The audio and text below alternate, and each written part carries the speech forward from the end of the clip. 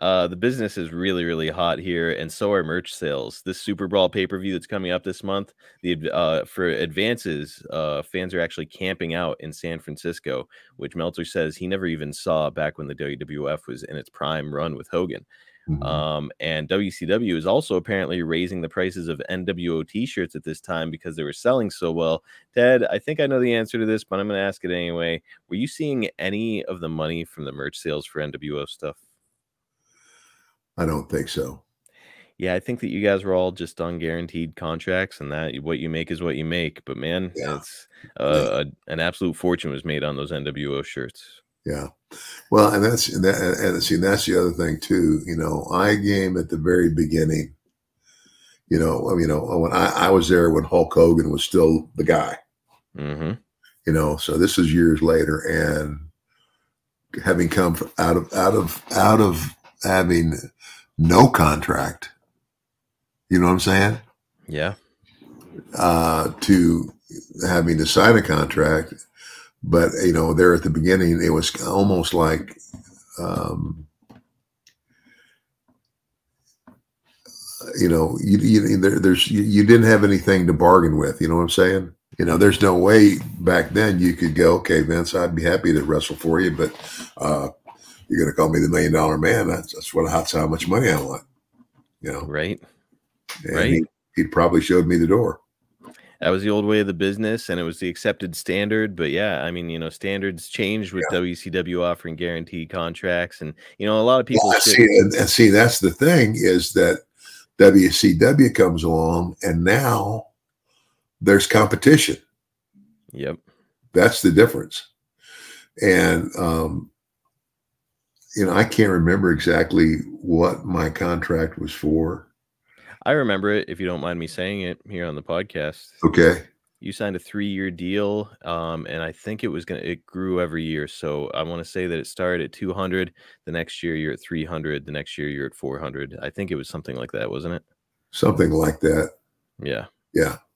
Yeah. So pretty good deal on guaranteed money, Well, yeah. I mean, and it's guaranteed. Yeah, totally guaranteed. In other words, whether I was there or I wasn't, and it was almost like a no cut deal. Even if they did, and this basically happened for me. When I went to work there, and of course, uh, Eric Bischoff, nice guy. But back then, I mean, Eric Bischoff, he didn't know squat about wrestling, and he's the boss, so he's dependent on all these wrestlers basically to help him book the whole show. It was crazy. I mean, some of those meetings were insane, but he was being able to offer the money to the guys because of Turner. Yep. Vince at that time was still just a millionaire, and he was offering opportunity as opposed to guaranteed money. He's up against a billionaire who's offering guaranteed money. I'll tell you who's going to win that one every single time. Yeah, It's yeah, always people are. I'm sure everybody was looking to go and ring that cash register, man. yeah. Well, so this whole thing about merch, though, it raises an interesting question in my mind. When you were in the WWF, I know that you would receive payouts on your action figures, but you didn't really have T-shirts. You were heel, right? So, Yeah, I don't think I had any T-shirts, and again, I still get a quarterly royalties check. Because they keep coming out with, it's like I haven't had tights on for 30 years, right? mhm. And they're still they have these new action figures that I see that the kids will bring and have me sign.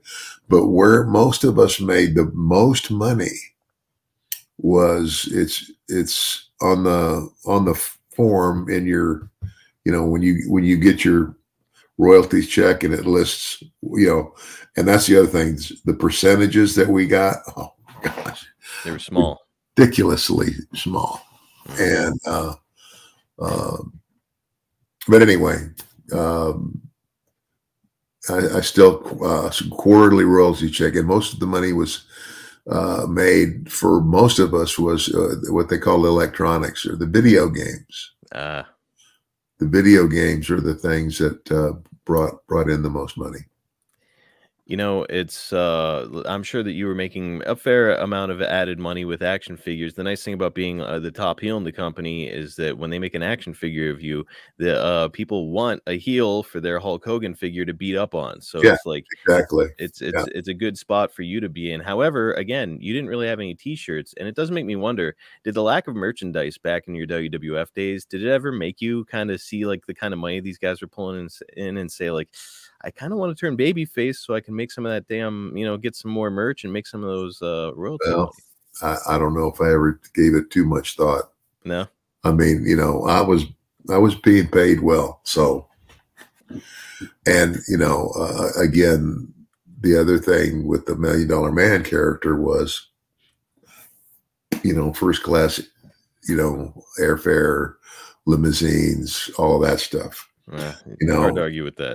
And it's a tough job. Somebody had to do it because Hulk and Andre were the only other two people that got that kind of treatment. Pretty good spot. And of course, mine didn't last forever, either. So I mean, but it was good while it lasted. That's for sure. And some guys never get it. So the fact that you had it even temporarily is incredible. Yeah.